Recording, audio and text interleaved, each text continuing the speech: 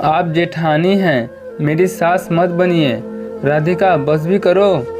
राधिका, इन बड़े पतीलों को अभी से नीचे क्यों उतरवा लिया तुमने?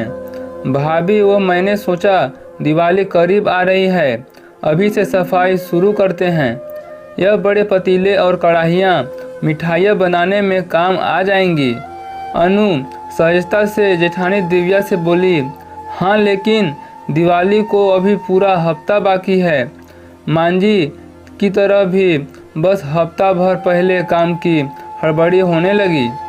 अभी से करेंगे तब ही तो हफ्ते भर में सब कुछ निपट जाएगा। भाभी, इस बार मांझी नहीं है, हमारे बीच जो काम करना है हम दोनों को ही करना है, इसमें हड़बड़ी की क्या बात है? मांझी जल्दी इसलिए करती थी ताकि बचे हुए टाइम में हम दोनों शॉपिंग कर सकें और दूसरे काम देख सकें। नहीं, कुछ भी हो, अब मांझी की तरह हमेशा नहीं चल पाएगा। सफाई अभी से नहीं होगी, बच्चों के स्कूल अभी चालू हैं और कल मेरी किट्टी भी है। हम 3 दिन के बाद काम शुरू करेंगे। दिव्या अपना फैसला सुनाते हुए किचन से बाहर चली गई। यह है शांति सदन की दोनों बहुएं, दिव्या बड़ी बहू, अनुपमा छोटी बहू। भरा पूरा परिवार है। दोनों बहुओं के 2-2 बच्चे हैं। सब कुछ अच्छे से चल रहा था।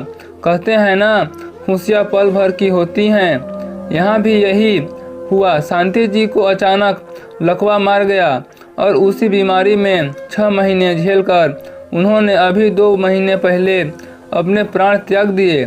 जब तक शांति जी थी, पूरे घर की जिम्मेदारी उनकी थी। अब दोनों बहुओं ने यह कमाल संभाली, जिसमें से दिव्या का स्वभाव शुरू से ही अजीब था। वह किसी को मुंह नहीं लगाती थी, न ही इतने सालों में वह किसी के घर घुली मिली नहीं थी। वही दिव्या के इस स्वभाव से विपरीत अनुपमा ने आते ही सबका दिल जीत लिया था।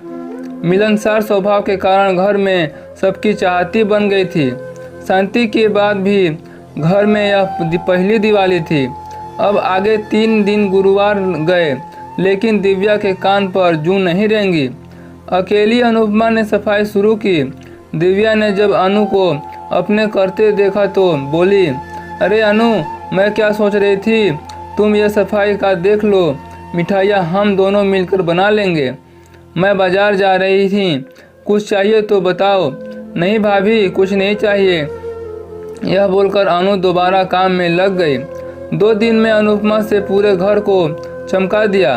किचन भी साफ करके व्यक्तित्व कर दिया, और ताकि मिठाइयाँ बनाने में कुछ चीज़ ढूंढना न पड़े।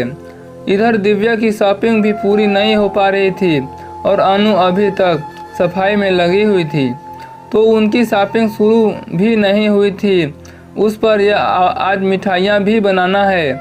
भाभी, आज दोपहर के खाने के बाद मिठाइयाँ बनाना शुरू कर दीजिएगा। मैं थोड़ी शॉपिंग कर लूँ, वापस आकर आपकी मदद करने आ जाऊँगी। अरे, शॉपिंग इतनी ज़रूरी है क्या? आज मिठाइयाँ बनेंगी, बाकी तुम अपनी शॉपिंग किसी और के दिन कर लेना। पर भाभी, किस दिन करूँगी? अब ज़्यादा दिन नहीं बचे हैं। जो भी हो, तुम आज नहीं जाओगी। आज मिठाइयाँ बनाओ, बाद में चली जाना। मन मारकर अनु किचन में बर्तन और दूध वगैरह निकालने लगी। दोनों ने शाम तक बेसन के लड्डू, नारियल के लड्डू, मठरी, गुजरी और हलवा बनाकर तैयार कर दिए। उसके बाद दिव्या और दर्द का बहाना करके अपने कमरे में चली गई थी। अनु ने किचन समेटा और रात का खाना भी तैयार कर दिया था। काम निपटाकर घड़ी देखी तो अभी शाम के 7:30 बज रहे थे। हाथ मुंह धोकर अनु फिर से तैयार हो गई। भाभी, काम सारा निपट चुका है, रात का खाना भी मैंने बना दिया है, अभी मैं बाजार होकर आती हूँ। अब दिव्या के पास कोई बहाना नहीं था अनु को रोकने का। दिव्या का दिन आ गया। लक्ष्मी पूजन के बाद मेहमानों का नाश्ता खाना होने अच्छा ठीक है, जाओ कहकर दिव्या मुंह बनाकर फ़ोन में चलाने में व्यस्त हो गई। दिवाली का दिन आ गया था। लक्ष्मी पूजन के बाद मेहमानों का नाश्ता खाना होने के लगा। उसके बाद बच्चे पटाखे जलाने लगे। सबके जाने के बाद जब दोनों किचन में काम समेटने आए तब अनु तुमसे कौन कौन बोलता था कि जितना नाश्ता हम लोग बनाए हैं सब मेहमानों के आगे रख दो। मैं आंखों से इशारा करना चाह रही थी लेकिन तुमने मेरी तरफ देखा ही नहीं। भाभी, माँ जी जैसा करती थी मैंने भी वैसे ही किया है। आखिर नाश्ता मेहमानों और घर वालों के लिए ही तो बना है। हाँ तो एक दो चीज़ रख देती, तुमने तो सब कुछ उठा कर रख दिया। और तुम यह क्या बार बार माँ जी जैसी करती थी कि रट लगाए हो। अब तो नहीं है। और उनको तो दिवाली में बजट का कुछ ख्याल ही नहीं रहता था। कितना महंगे राशन में काजू बादाम मेवे आते हैं और इतनी महंगाई में वह जितना बनाया सब दे देती थी मेहमानों को। अपने और हम के लिए नाम भर का बचा कर रखती थी। अगर कोई मेहमान दिवाली के बाद आता है तो फिर वही नाश्ता और मिठाइयाँ बनाने लग जाती थी। साथ में हम दोनों को भी किचन में खटना पड़ता था। जब बस जो होता आया है वह अब नहीं होगा और अब समय बदल चुका है। अब हम जो भी कहेंगे करेंगे अपने हिसाब से करेंगे। भाभी कैसी बातें कर रही हैं आप। अच्छा संपन्न परिवार है हमारा भैया और यह तो अच्छा कमा लेते हैं और फिर इसमें महंगाई जैसी बात कैसे आ गई। त्योहार साल में एक बार ही आता है। और रही बात मेहमानों को देने की तो बांट कर खाने में जो मज़ा है ना वह अकेले खाने में नहीं आता। मेरे मायके में भी माँ सबको पहले बांट देती है फिर हम सब खाते हैं। अगर कम पड़ जाए तो दोबारा बना लें, इसमें हर्ज क्या है। माँ जी भी यही करती थी।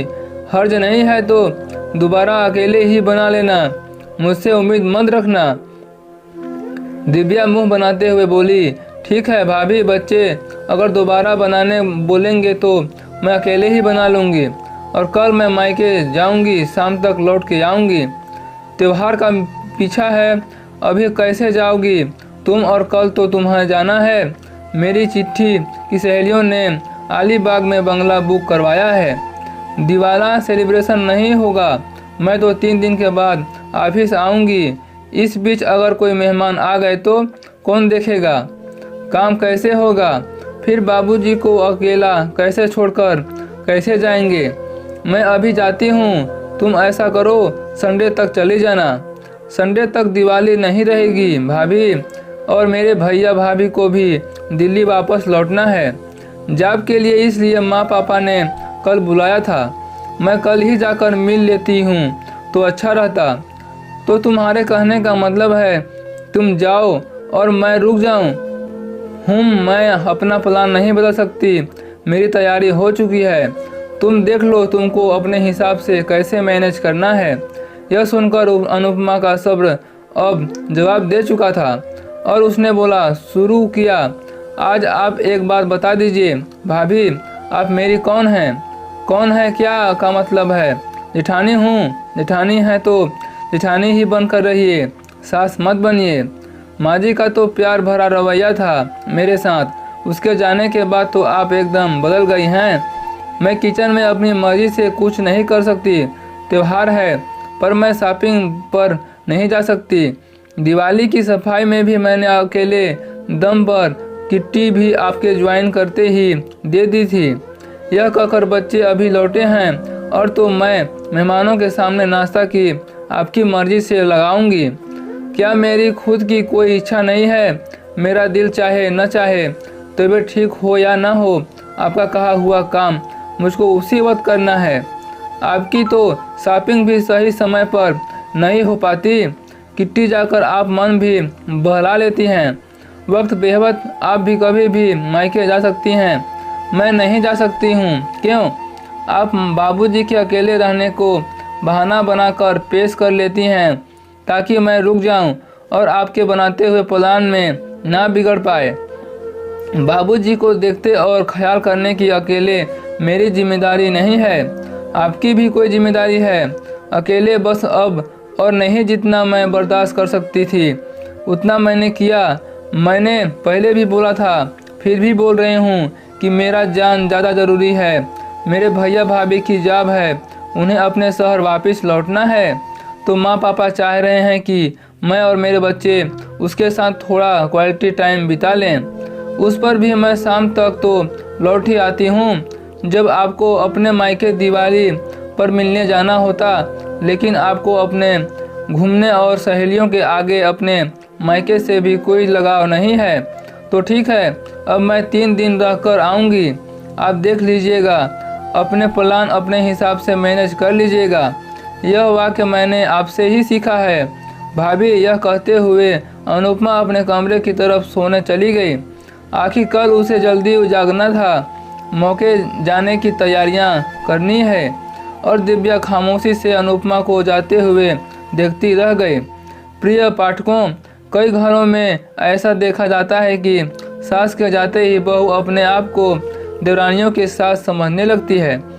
यहाँ तक कि सही देवरानी जेठानी का रिश्ता बराबर का होता है। प्यार, आपसी मेल जोल और मिलनसार स्वभाव से रिश्ता अटूट हो जाता है। एक तरफ से मान और इज्जत देकर रिश्ता निभाया जाए और दूसरी तरफ से वह मान और प्यार ना हो तो वहाँ रिश्ते और परिवार टूटने में ज़्यादा देर नहीं लगते। तो दोस्तों, आपको इस कहानी को सुनकर क्या शिक्षा मिलती है, एक प्यारा सा कमेंट जरूर कीजिएगा।